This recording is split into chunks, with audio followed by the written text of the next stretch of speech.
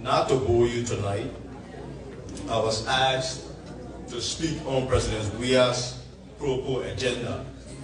Let me first issue my usual disclaimer. You know, when you hear the word Pro agenda, it is associated with the paradigm shift in economics in Liberia. And that is the sole purview of the economists among us, chief of which is the Honorable Finance Minister, Samuel Twe. I'm not an economist, so before anyone go and demolish what I'm about to say tonight, because it lacks economic foundation or basis, I will be coming to you from a sociological perspective of the Pro agenda. I will be talking to you on the basis of political economy, value, price, and profit. In every society, we tend to make progress and invent things based on the necessities of the moment. And the Pro agenda has its background and backdrop in the miserable failure of our over 170 years of capitalism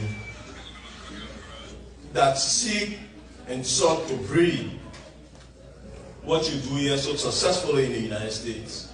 Create a middle class, and that middle class will have the means of production and indeed will create wealth. In Liberia, we are a consumption society. We are a bunch of consumers. We barely produce anything. And as a result of that, the economy is such that it's organized where a majority of your foreign exchange goes towards buying rice and consumables. Even the great commodities you exported before and you were proud of, Firestone will now tell you that the once great, largest plantation in the world produces less than 5% of Firestone's worldly output in production. Your mining sector, where you used to mine iron ore, is even in a state where it's producing less than it's used to, in a different quality than it used to.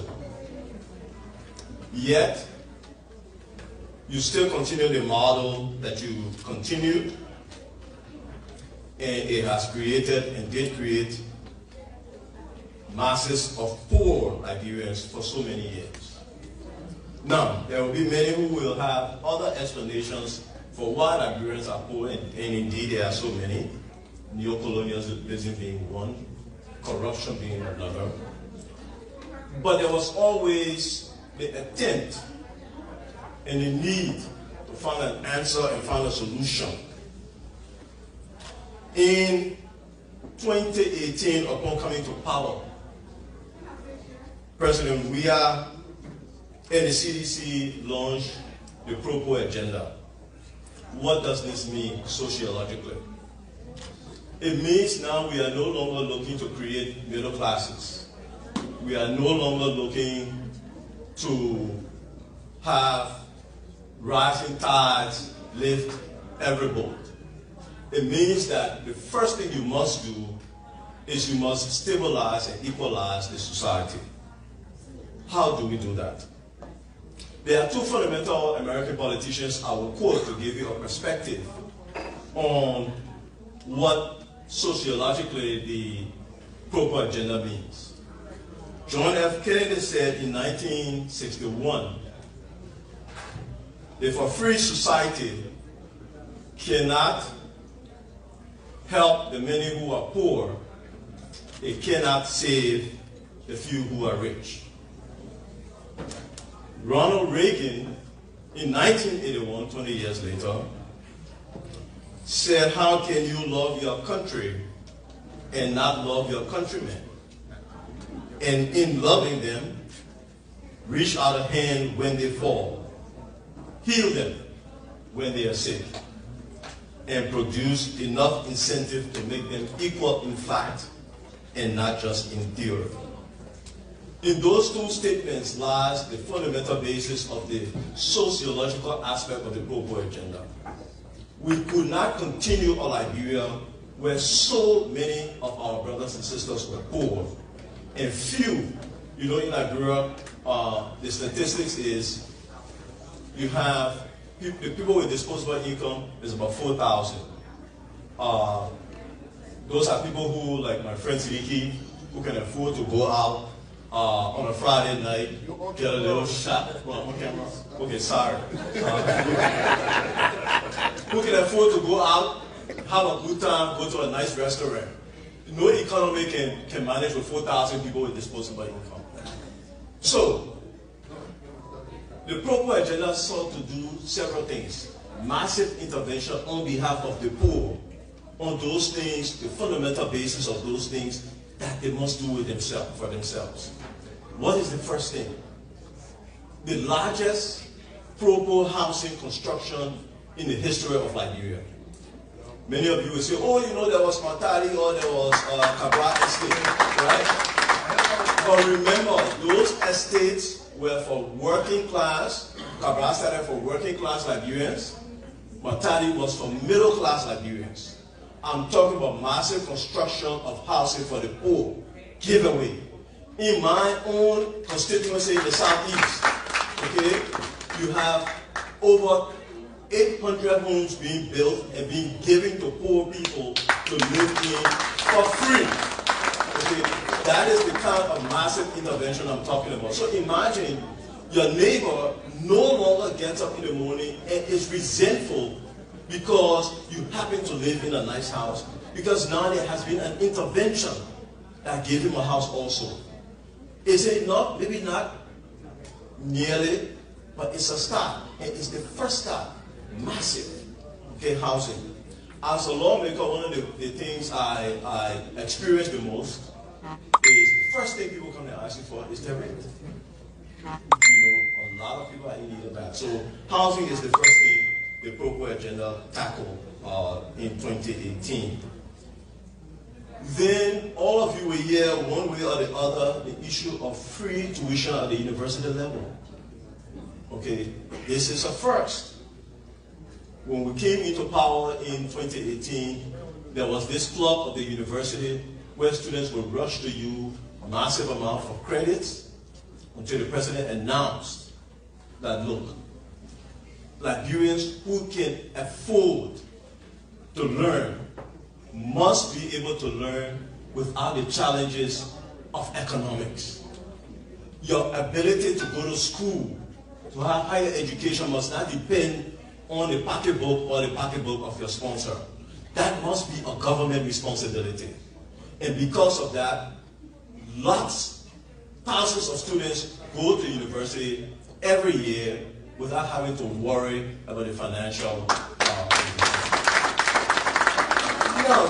some are arguing, that has its drawbacks, and budgetary. That's our job in the legislature, to make sure we allocate and appropriate the money for that. But that is an example of what pro-poor means in the sociological sense. The Minister of Gender is here, and one thing she does, especially in the rural areas, and I'm a rural lawmaker, usually I distinguish myself from the Monrovia politicians. I'm a rural lawmaker, I'm a rural politician, is, I think you'll call it cash transfer program, right? For women and children. Those of you who are from the United States, you know of WIC, women, infant, and children. That's a welfare scheme. You now have cash transfer programs to these rural women, to poor women, to be able to afford basics, milk, food, dietary stuff for their children. Massive program for that. Then you have, in following up on the pro-poor agenda, you have the issues of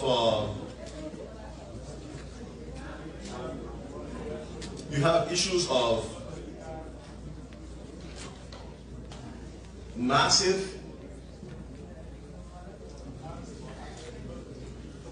the building of the first military hospital, those who serve us, okay, the veterans, are people who are now have hospitals dedicated to them to give them free and quality medical care. My father was a soldier. At the time my father served in the military, there was BTC clinic. Now we have 14 military hospitals. Okay? And just most recently, the president went to the president went to Bassa, went to Buchanan, and gave hundreds of outboard motors to artisanal fishermen to be able to produce more fish so they can feed more families, so they can feed more people. This is a few of the kinds of things, and this is the trajectory of where the Pro-Poor agenda is taking you. Now, Robert Reich, who is an American Labor Secretary under President Bill Clinton, will be a great admirer of this concept because they will call it a welfare state. Some Republicans and some right-wingers might frown on that. But you know, the issue here is this. Here is Liberia. It is for all of us. How do you feel? How would we feel when thousands of our citizens cannot afford the basics?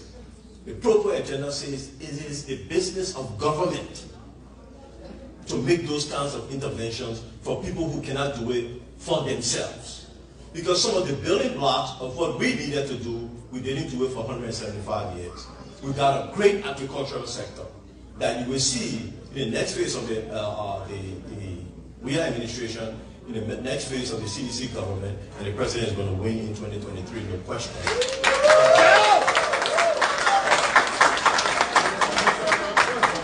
You will begin to see the transformation of the agricultural sector as the building block of the foundations of a new Liberian society where Liberian citizens will now emerge to be able to play a more expert role in what they produce, will be able to feed themselves. We are now beginning to lay those bases. For the first time in 12 years, in spite of your Pro-Poor interventions, we are increasing revenue by about $200 million. You know, for the last 10 years, it's been stuck around $500 billion to $535 million. The budget that was just submitted to us is $725 million. And so, when you look at an attempt by the administration to inject the Pro-Poor agenda into the sociology of Liberian society, you see that indeed rising tide, in another sense, lift all boats. The interventions that the government is making purposefully on behalf of its citizens, on behalf of the poor, is producing results. And you know, interestingly, for those of you who are Christians, that is also a Christian thing to do. Okay? I remember long before I heard the word pro-poor, I heard the phraseology, options for the poor. That was in 1978 when the Catholic Church declared that. So, the roots of the pro-poor agenda has its basis in social passion, in social justice, in making society equal in fact and not just in theory. And you can stand proud in spite of everything and know that the interventions being made by the CDC government is indeed having impact. You know, some of your friends, you know, who are in the States and maybe some in Liberia who are a little bit on the upper side of the income level might not be impressed because they are not building their homes, but their neighbors, the people who traditionally beg them, are indeed feeling the impact and will continue to do so. Then there's this radical transformation of society on the issue of freedom of speech, of the freedoms that we all believe in. If you look at it, when this government came to power, it eliminated criminal libel. Where my press man? You know, those press people know, Jimmy Mambo, those press people know how important it is you know, as much as they are right, I don't want to characterize some of the things that they describe us, as much as some of us don't like what they write. They no longer have to go to jail for that because the criminal libel laws were eliminated. When you look at the issue of dual citizenship, for many of you here who got stuck in a rut, who were forced to flee a war that you did not create, to come to the United States and then obtain a status, to then be denied citizenship, the proper agenda said that was not fair. The initial advocate before the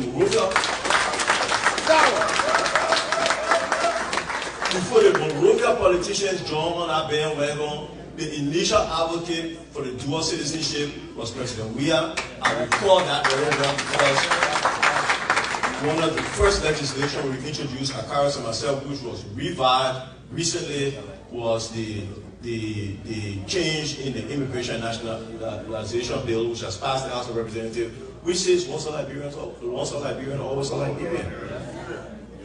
And then, finally, the issue of the humility of power. The issue of breaking down the basic building blocks of being humble in power. Let me tell you something from a personal experience. It was during the height of COVID. The Minister of Health had gone to the President and asked the President to lift the curfew, to roll it back. We had a handle on the COVID-19 pandemic in a manner in which she was comfortable as the Chief Health Officer to roll the curfew back. The President called me.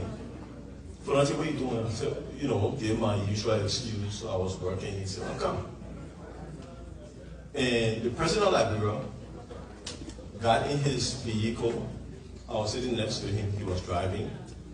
And I discovered parts of Monrovia that I had not seen before, even though I grew up in Liberia. We drove the places where the President grew up.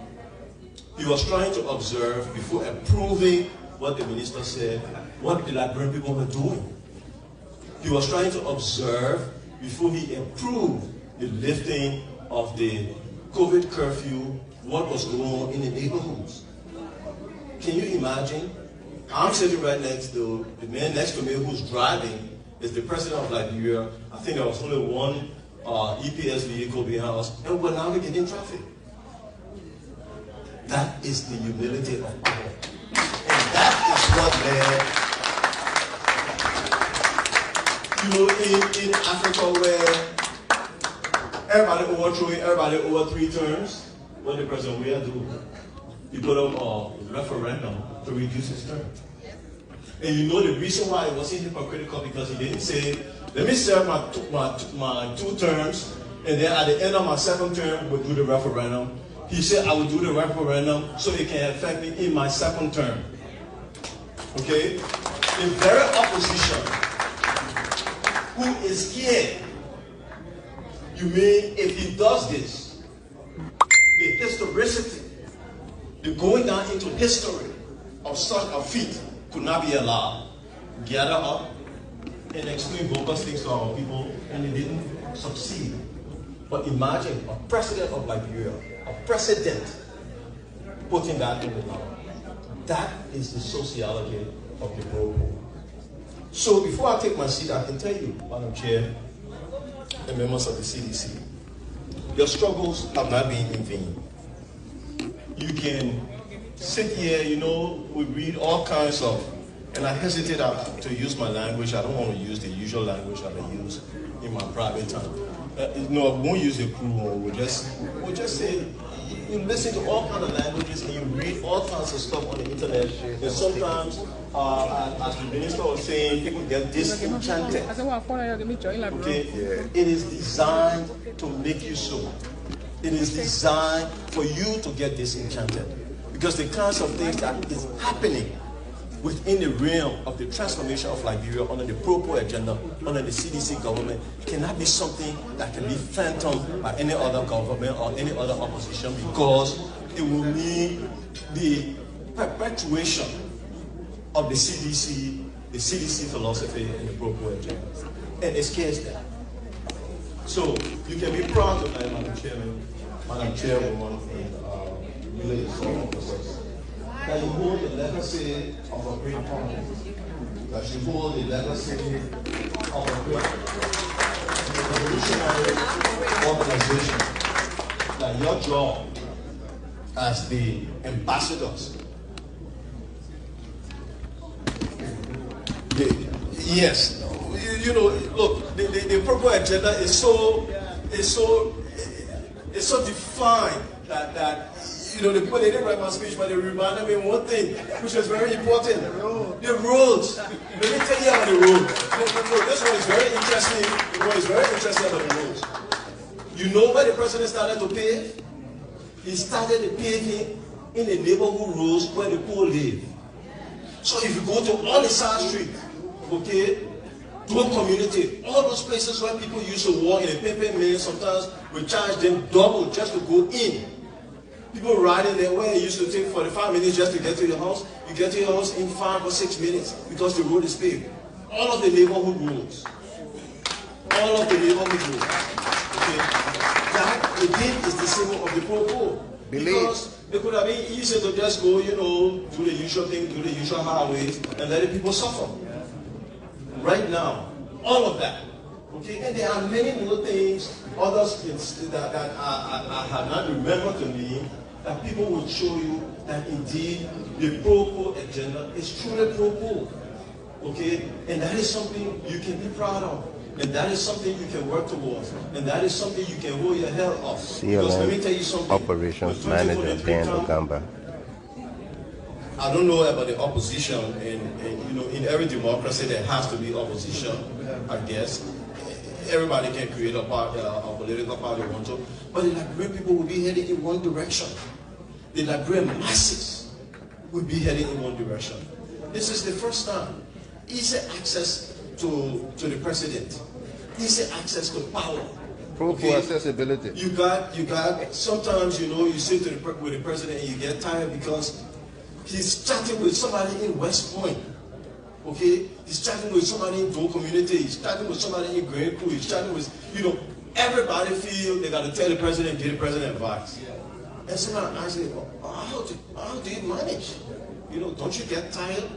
And he doesn't. This is a president that go to bed 2, 3 in the morning, chatting, reading everything that comes to him from the masses of the people. Not the things we send him, the voluminous nonsense of academia, but from the masses of the people.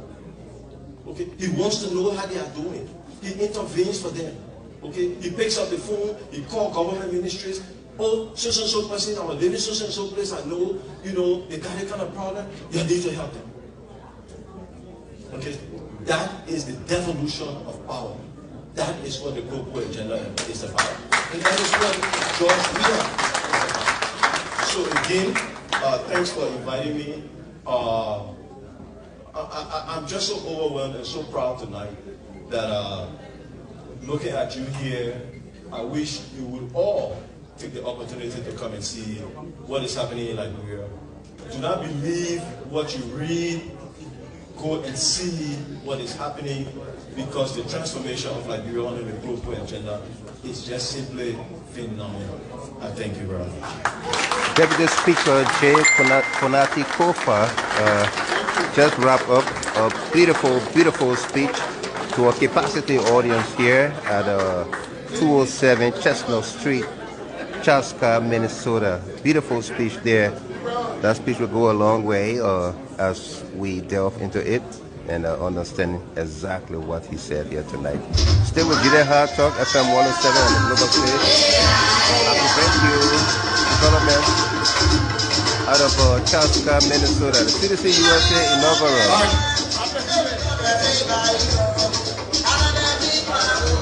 Good evening, ladies and gentlemen.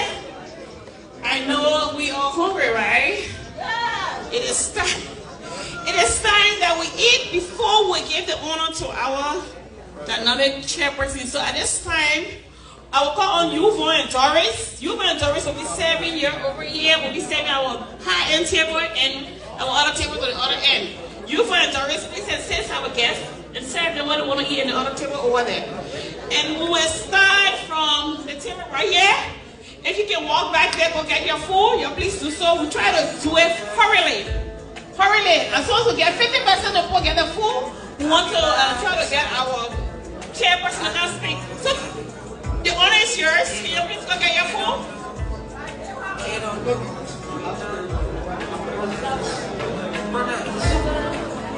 You please go get your food. Let me just look at some funky fast food stuff out back here. You should know I got it, and you don't need to guide me to. I'll be right beside you in anything that you do. If you ever see me, I'm running to you, running to you. Eddie, travel.